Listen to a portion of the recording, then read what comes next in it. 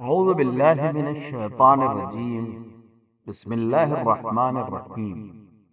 ملک و ملت کی تعمیر میں بنیادی کردار ایک معلم ادا کرتا ہے۔ نسلوں کی تابناک مستقبل کا ضامن ایک معلم ہوتا ہے۔ وہ قومیں ترقی کرتی ہیں جو استاد کی عزت کرتی ہیں۔ وہ لوگ کامیاب ہو گئے جنہوں نے استاد کی جوتیوں کو اپنے سر کا تاج سمجھا۔ اپنی تمام تر صلاحیتوں کے باوجود وہ لوگ ناکام اور نامراد ہو گئے جنہوں نے اساتذہ کی شان میں گستاخیاں کی۔ تعلیم و تربیت انبیاء علیہ السلام کا کام اور ان کی سنت ہے، اور ان کی بعثت کے مقاصد میں سے ایک اہم مقصد ہے۔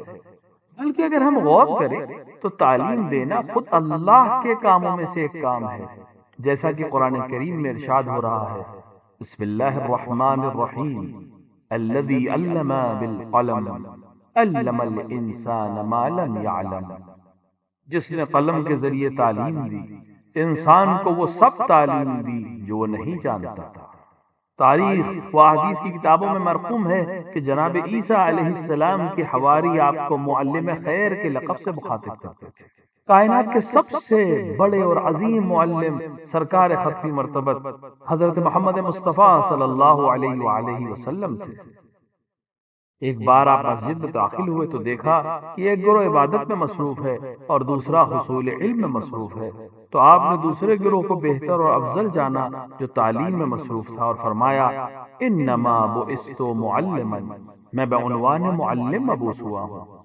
حضور نے اساتذہ کے حق میں دعا کرتے ہوئے بارگاہ الہی میں عرض کیا، اللہم اغفر للمؤمنین واطال اعمارہم وبارک لہم فی کسبہم، خدایا معلمین کی مغفرت فرما، ان کی عمروں کو طولانی فرما اور ان کی امور میں برکت عطا فرما۔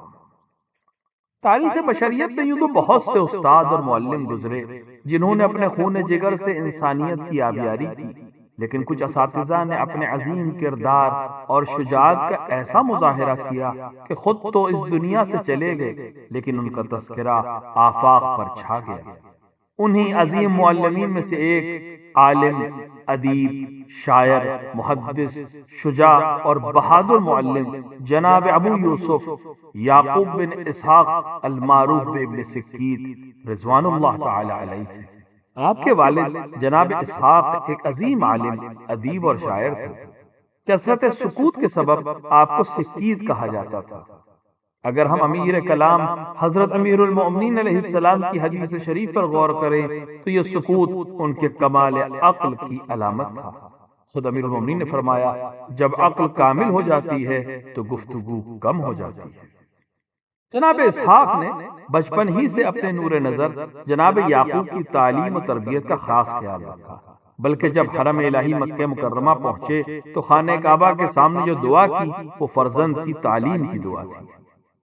اس مستجاب الدعوات پروردگار نے ان کی دعا قبول کیا اور ان کے فرزند ایک نامور عالم، محدث، شاعر اور ادیب بنے۔ نیز ستارہ شناسی اور نباتات کی پہچان میں بھی مہارت حاصل کی اور مختلف موضوعات پر گران قدر کتابیں تالیف فرمائیں جو آج بھی اپنی مثال آپ ہیں۔ جناب یعقوب حضرت امام محمد تقی اور حضرت امام علی نقی علیہ السلام کے مخلص شیعہ تھے، لیکن تقیہ میں زندگی بسر کر رہے تھے۔ جب آپ کی علمی شہرت و مقبولیت زبازد خاص و عام ہوئی اور یہ خبر عباسی حاکم متوکل کے دربار تک پہنچی تو اس نے آپ کو دربار میں بلایا اور کچھ ذمہ داریاں دیں، جن میں سے ایک اس کے بیٹوں کی تعلیم تھی۔ جناب ابن سکیت رضوان اللہ تعالی علیہ نے قبول کیا اور اس کے بچوں کو پڑھانے لگے۔ ایک دن استاد اپنے شاگردوں کو تعلیم دینے میں مصروف تھے کہ متوکل ملعون درسگاہ میں داخل ہوا اور استاد سے سوال کیا کہ کیا میرے بیٹوں کو زیادہ چاہتے ہو یا علی بن ابی طالب کے بیٹوں حسن حسین سے زیادہ محبت کرتے ہو؟